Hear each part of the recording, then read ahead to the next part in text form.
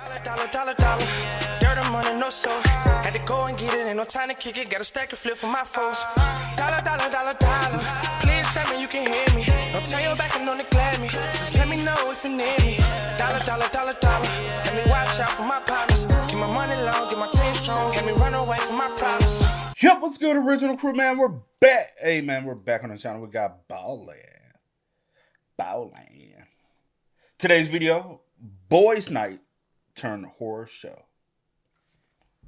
Partying with the boys tonight. Hey, make sure you check out the links in the description box. Down below. You already know where to go if you want to first support. All you got to do is check out down below. Also, if you enjoyed today's video, Lock it in with a thumbs up. hey, let's get it. Let's check it out. Let's see what's about. You ready? Yes. Let's go. Today we have two stories about some friends that just want to have a fun night out. But at some point during their fun night out, things take a disastrous turn for the worse. But before we get into today's stories, if you're a fan of the strange, dark, and mysterious delivered in story format, then you've come to the right place because that's all we do, and we upload 2, 3, even 4 times every week. So if that's of interest to you, please invite the like button to come swimming with you at your favorite lake. And when you get there, have them jump in first before you reveal that this lake is actually full of alligators. Also, please subscribe to our channel and turn on all notifications so you don't miss any of our weekly uploads. Okay, let's get into today's stories.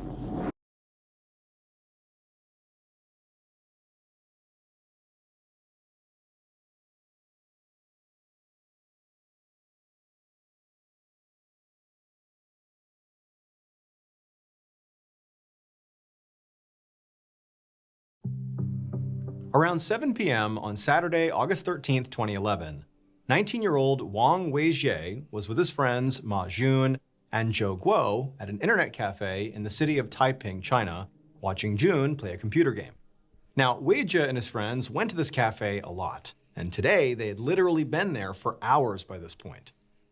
But now, as Jun finished up the game he was playing, Guo announced that he was actually ready to go do something else now. So the three of these guys spent a lot of time together, whether it was at an internet cafe or elsewhere. They were like really close friends. And generally speaking, Weijie usually just did whatever Jun and Guo wanted to do, since they both had strong opinions, and Weijie was more of a go with the flow type of guy. And so now, as Guo decided they were done with games, Weijie was just like, all right, cool. Well, why don't we just head back to one of our places just to hang out? But Guo, he shook his head and said, no way, like it's Saturday.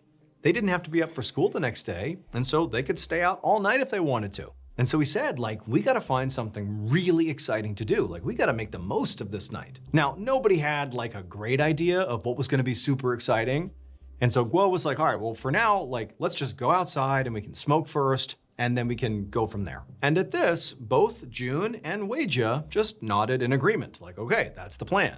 But in reality, Weijie wasn't really sure if he felt comfortable staying out all night tonight, because tonight was not just a normal night. Like, this was an iffy night to stay out all night. So this particular weekend was not just an ordinary weekend. It was actually the area's annual Ghost Festival, a time on the lunar calendar when ghosts apparently would wander the streets after dark. And Weijie's family, along with his friends' families, and frankly, a lot of other people in this area, they took this festival really seriously. They believed the ghosts really were out wandering the streets after dark because they were just very superstitious. In fact, in this area, this festival was taken so seriously that businesses would often close early so people could safely make their way home before nightfall. Now, Weijie himself didn't really necessarily believe in ghosts, despite his family appearing to very much believe in them. But the reality is Weijie was just not a guy who ruffled feathers. He went with the flow. He was a rule follower. So in his mind, he was thinking, it's the Ghost Festival. Kind of don't want to stay out late tonight. But now, Guo was already making his way towards the exit with Jun, and so Weijie didn't bother to argue. Instead, he just followed right along and they went outside to smoke. About an hour later, Weijie was sitting in the passenger seat of his own car with Jun behind the wheel and Guo in the back, and they were driving down a road in the outskirts of town. And by this point, the sun had set, and so now they were officially in Ghost Festival territory. Like, presumably there are ghosts out now out on the roads. So after leaving the internet cafe, the three of them, they had a smoke, But then as they're out there, they couldn't come up with a compelling idea for how to spend the rest of their big night out. All they came up with is, oh, let's just like get in the car and drive around and maybe we'll figure out something to do. Now, initially, when they hopped in the car, they're thinking, okay, like it's getting dark out, like we're gonna be driving around during the Ghost Festival. We're bound to find something exciting to do. And so all of them are like, they're amped up, they're in the car, they're pumped. We're gonna find something fun. But after a while, they were just randomly driving around. No one's really out because again, it's this Ghost Festival. Everybody's, in their homes. There's nothing going on. And it just became really, really boring. They're just like driving around and nothing's going on. And so at a certain point, Weijia is just feeling so frustrated because it's like he didn't want to be out here in the first place. He didn't voice that to his friends, but like he didn't want to be out here. He just wanted to be home. And so he just was like, man, this is so boring. And he just leaned his head up against the window and just decided to drift off to sleep. And so he's like closing his eyes and he's just laying there. And June, who's driving, is just, driving along. They're not really talking. And so Weijia, as he's laying there, he suddenly feels the car come to a screeching stop. And Guo in the back seat immediately, reflexively screams at June, the driver, like, hey, what are you doing? Drive more carefully. And Weijia, he's like looking around like, what just happened? And he looks over at June, who's driving, and June is not paying any attention to Guo or to Weijia. He's just pointing out the windshield at something on the road, and he's like, look. And so Weijia, who's just sort of confused because a moment ago he was half asleep, he looks from June out the front windshield to see what he's pointing at, and there's this woman who's just sitting in the middle of the road. They're out on the outskirts of town. Like there's no really any buildings around or anything. Like they're out in the sticks, and it's dark out, and everyone's home for the Ghost Festival, and there's just this woman sitting on the ground. She's wearing this floral dress, and there's a bike that she has that's next to her, just propped up. And she's almost been hit by a car. Like they stopped very close to her. She's almost been hit by a car, and she's just sitting there staring blankly at the car. And so June, he's pointing at her like he can't believe it. He almost hit her, and Wei just like, what's going on? And Guo, like he doesn't even know what to make of it. And at some point, June sort of snaps out of it, and he leans out the window and he yells at the woman to like, get out of the way. Like, what are you doing? Like, get out of the road. But the woman didn't budge. She just sat there staring at them, just on the ground, not a care in the world, just looking right at all three of them. And so eventually, after sort of the tension in the car went down a little bit, June just pulled his head back in the window and he looked at his friends and he's like, I don't know. And he just drove around this woman, just avoided her, and they continued driving along. For the next few hours, the three boys just continued driving around town, looking for something to do, but there still was nothing to do. Everything's basically abandoned because it's this Ghost Festival night. Nobody's out, no businesses are open, there's nothing to do.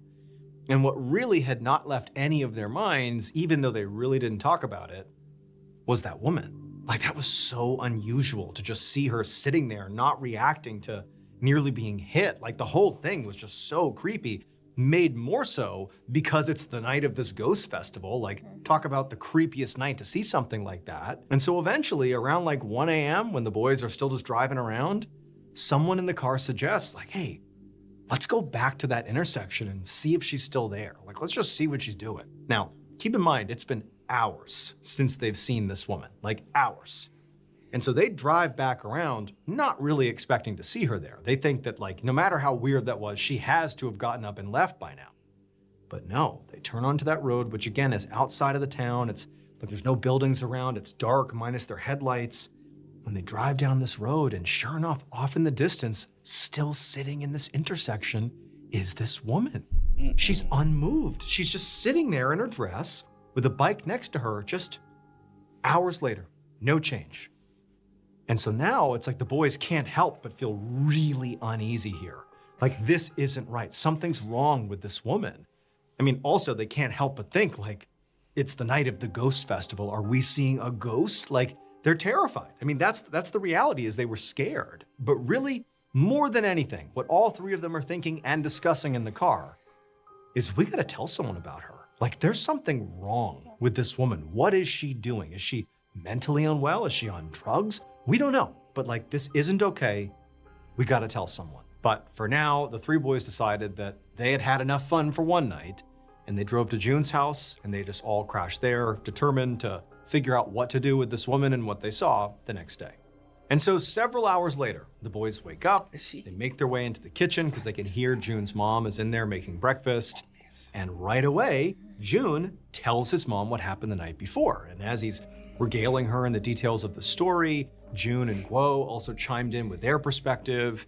And then after they were done telling June's mom, they all sort of expected her, being an authority figure, to know what to do. That she would very likely say, okay, we need to call the police, or we need to call a hospital, or we need to call some other authority figure and handle this professionally. But she didn't do any of that. Instead, she just kind of looked at the boys and she said, "You saw a ghost."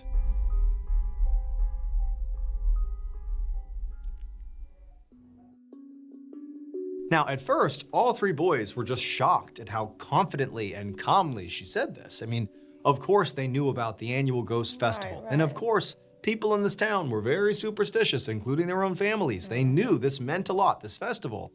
But the idea that we're gonna sit here and literally say that the woman we saw sitting on the ground last night was a literal ghost, that seemed crazy. And the boys began saying as much to June's mom. But June's mom was just really annoyed with them and just basically shot them down and said, look, you saw a ghost, but that's the reason you're not supposed to be out on the night of the annual Ghost Festival. It's why the business is shut down. It's why we all go home before nightfall. You knew you weren't supposed to be out at night. You were. Yeah. That's why this happened. Yeah. Not to mention, these ghosts, they don't just wander around, they target people. You were targeted.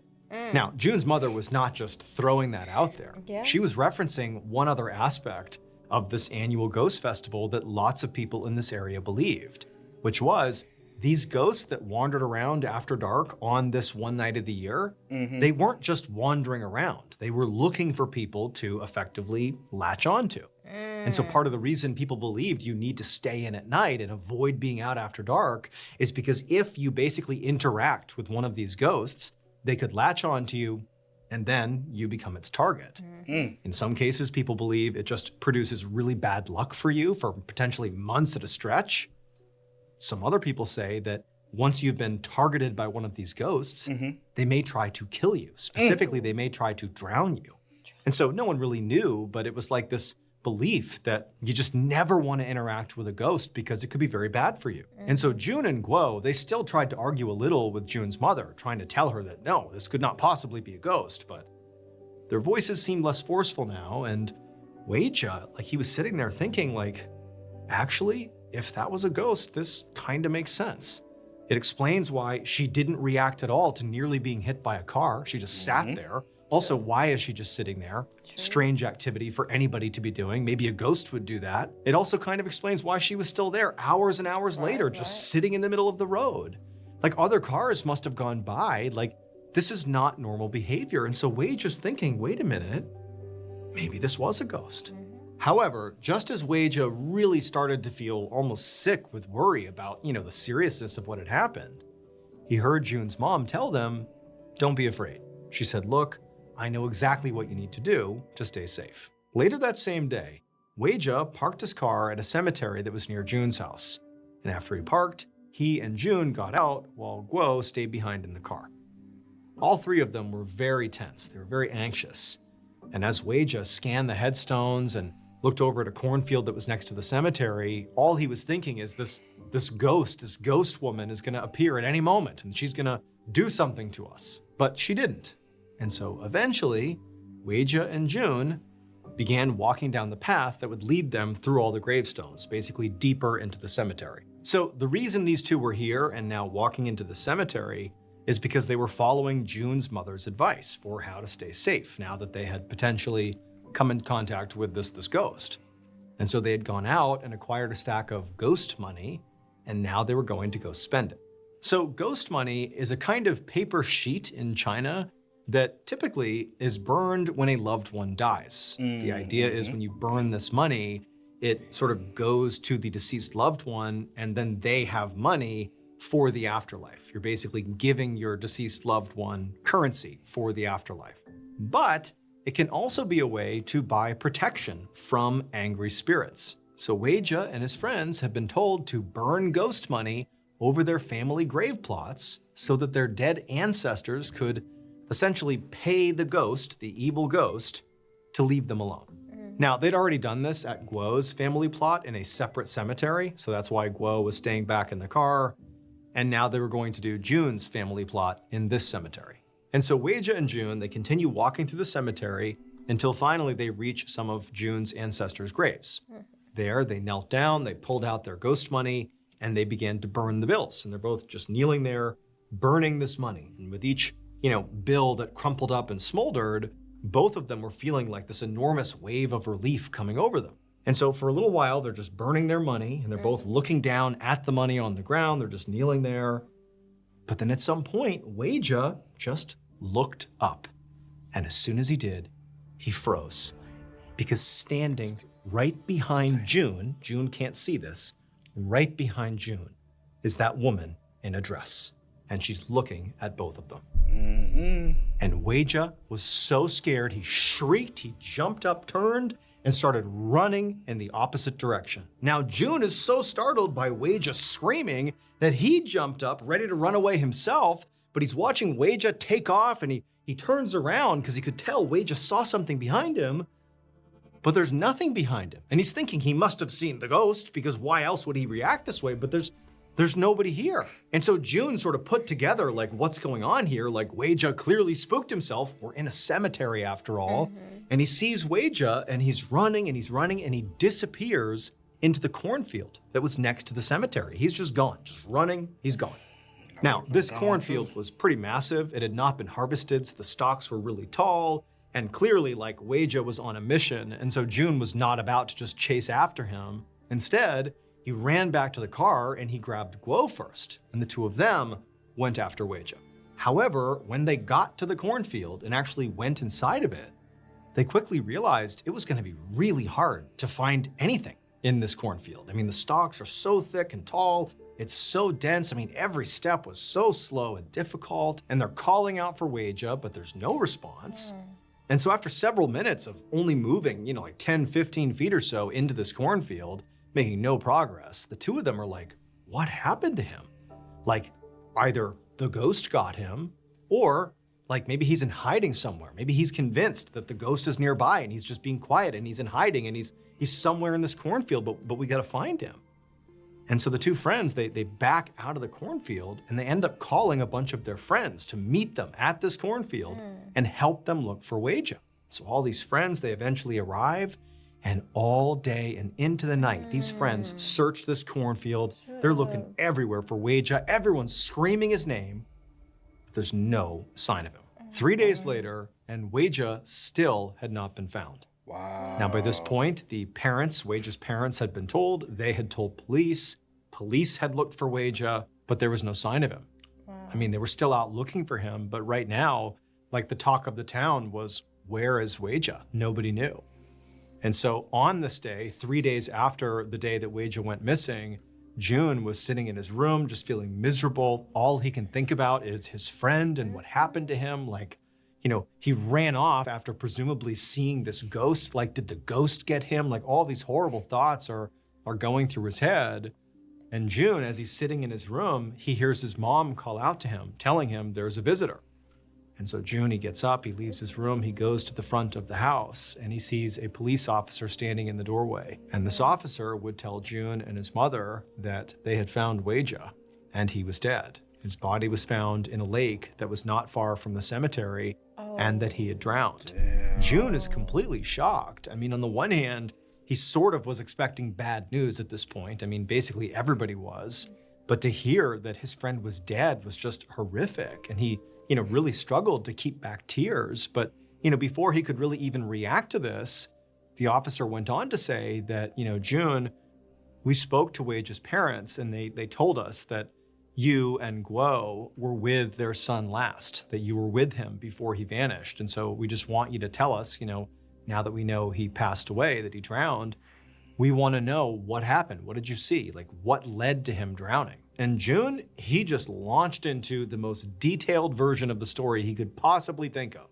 He took the officer all the way back to them at the internet cafe, playing computer games. They decide they're gonna stay out all night. They go outside, they're having a smoke, they're talking about what they're gonna do. They decide they're gonna get in the car and just drive around. They're driving around on the night of this ghost festival. they see this woman, they think it's a ghost. Like he went through this whole rendition of the ghost being really central to the story and how the next day June's mom had like said, oh, go burn ghost money in the cemetery to protect yourself from the spirits. They go to the cemetery and they're burning the ghost money, but then Weijia, he gets so scared. June's convinced it's because he sees the ghost again, this woman, and he takes off running into the cornfield. So he tells the officer like every little detail. And he knew that even in a place like this, where people did, for the most part, believe in ghosts, he knew his story like really hinged on a ghost made Weijia do this. And he knew that it was like totally preposterous in some ways, but he thinks he's telling him the truth.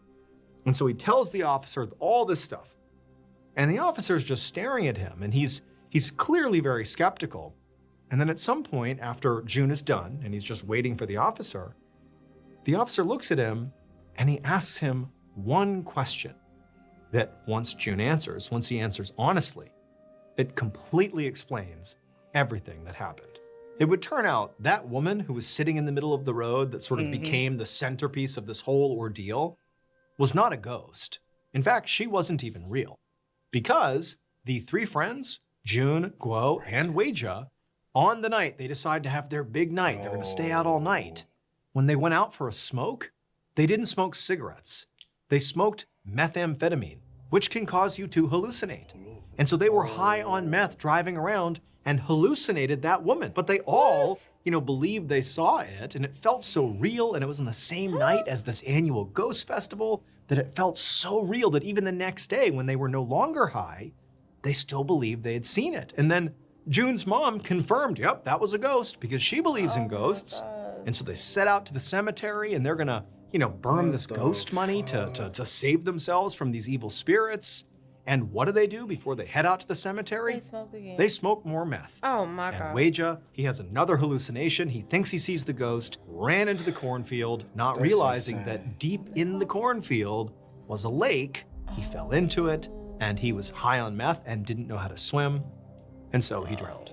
That's sad. Bro. That's one of the craziest stories I've ever heard, bro. You know how devastating that is? Wow. Man, that's my own. I mean, never. Could never see. Rest in peace. That's a sad story. No, excuse me. Over some meth? Nah. Yeah. I wonder how his mom feels, knowing, Yeah.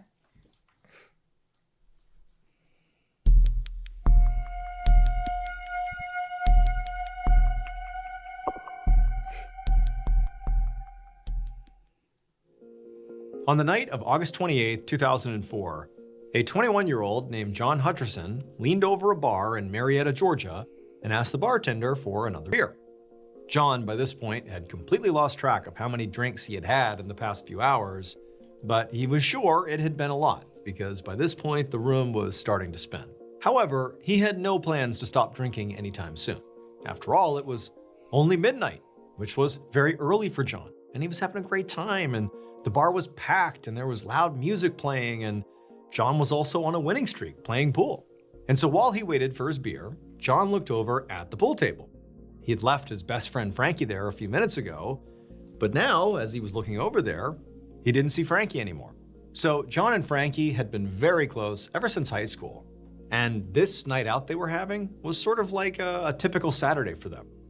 Every week they would meet at this bar, they would get exceptionally drunk, and they would basically stay out all night. But on this night, they were both a lot drunker than usual, and now Frankie was gone. And so as John very drunkenly looked around the bar to see if he could find Frankie, he noticed a girl he didn't recognize at the end of the bar. She was very cute, and she appeared to be smiling at him. And so, John sees her and forgets all about his friend Frankie being gone and just smiles back at this girl. And then a moment later, the bartender hands him his beer, and John's feeling really confident. He takes his beer and he begins walking towards this girl. However, before he actually reached her, he felt a hand on his arm and he turned to see Frankie, who looked just awful.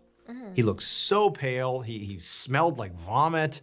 And Frankie told John, as well as he could, because he's so drunk, he's mumbling everything. He just said he felt horrible and it was time to go. Now, John was really disappointed because even though he was really, really drunk too, he wasn't as bad as Frankie. Like, John had not reached the nauseous and vomiting phase of extreme intoxication. And so he's thinking, man, like, there are a couple more hours till closing and I really want to talk to this girl. But he was Frankie's ride and Frankie had to go home, clearly. And so if he was going home, John had to go home too. So John just chugged his beer, put it back on the bar, and then he turned and kind of waved at the girl, being like, sorry, I gotta go. And then John pulled his car keys out of his pocket.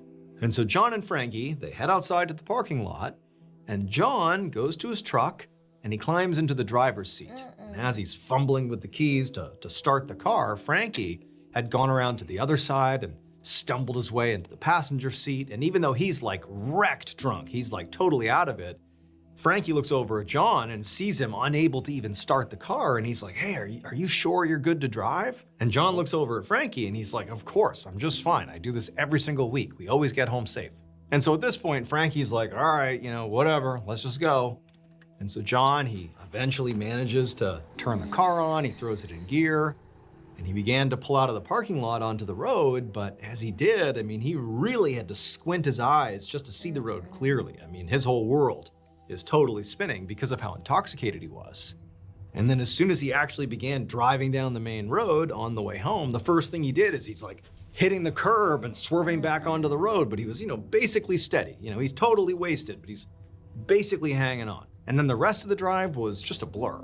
John was white knuckling it the rest of the way, He's driving along, he sees the gas station that he always passed on the way home, so that's a familiar landmark, he's going the right way. He eventually passes a familiar billboard, but then at some point his eyes like snap back into focus because he realizes he's swerving off the road onto the shoulder, but he swerves back just in time to avoid hitting a telephone pole. Jeez. And he's like, oh man, like I got this, like stay focused. And then somehow, some way, eventually he winds up in front of Frankie's house. And so he drops his friend off and then back on the road he goes, navigating now at this point, like with one eye shut. And he eventually finds his way to his parents' house where he was staying. And from there, he climbed out of his car, he walked up the driveway, he unlocked the front door, and then stumbled up to his room where he immediately just fell into his bed and passed out.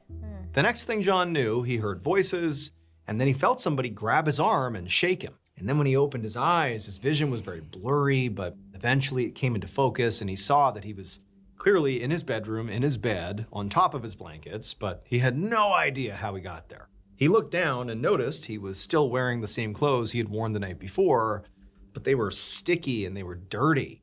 And then there were also these two figures who were standing over him, repeating his name over and over again, almost angrily. John looked at these two and didn't really know who they were, but then he noticed they were both wearing matching uniforms. They were police officers. And these officers were very angrily asking John, what happened last night? Like, what did you do? What happened the night before? But John, he still is sort of trying to figure out what's even going on. He really doesn't have a good memory of anything that happened the night before. All he can just quickly remember is he was at that bar, he saw that girl, he drove Frankie home, he knew he was drunk on the ride home, but he got home. He didn't know what else they were trying to figure out about what happened the night before.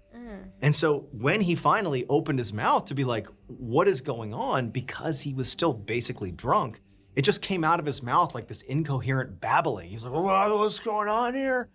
And the two officers, they were just over it. And they just grabbed John and literally pulled him out of the bed. They whipped his hands behind his back. They handcuffed him. And John, who's like, what is happening? They lead him out of his bedroom, downstairs, past his mom and dad who are staring at him like, what is going on? And even though John, again, is basically borderline incoherent, in passing by his parents, he's hoping they're gonna be like, hey, officers, why are you arresting my son? But instead, as he's led past them, he looks at his mom and dad, and they're not about to put up some fight. They're crying. They're holding each other and crying. They clearly know something bad has happened and they can't stop what's happening to their son. And so the officers, they walk John in handcuffs out the front door and they walk him over to his truck in the driveway.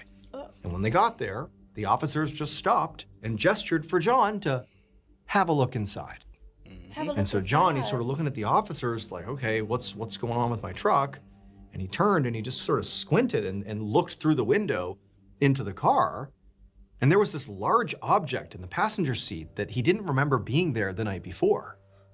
Then as he looked more closely, he realized with horror what it was. So the night before, John did drive when he absolutely should not have. He was clearly way past the legal limit for driving. He should never have been driving, totally unsafe for others, for him. Shouldn't have happened, but he did. He drove. And so he and Frankie, they're driving home, and John, in his limited memory, recalled, this sort of like blurry ride home, where basically as dangerous as it was, he got them home. But at one point, he remembered almost hitting a telephone pole, and he swerved just in time, and he narrowly avoided it. And in some ways, that was true. He did avoid smashing into the telephone pole, but he didn't avoid an incident. So Frankie, because he was so nauseous from having drank too much, he had his head out the window as they were driving along, trying to get some fresh air.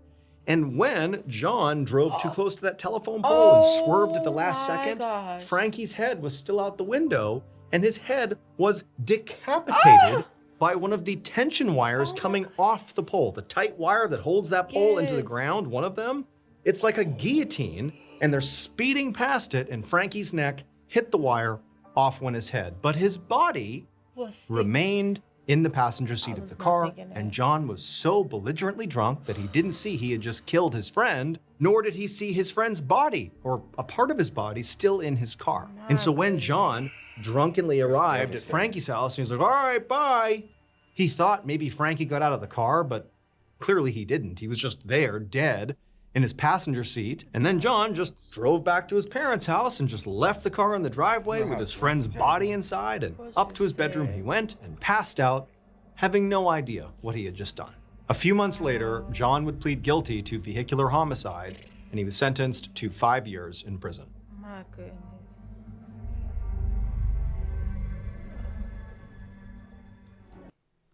I was not thinking it. I'm gonna have to go check out Oh, yeah. Month video. I see he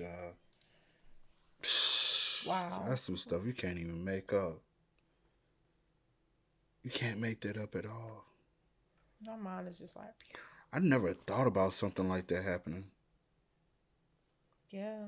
Never in my wildest dream. Like, cause honestly, like those, I know as kids we did a lot of things that's very immature, but we used to play on those.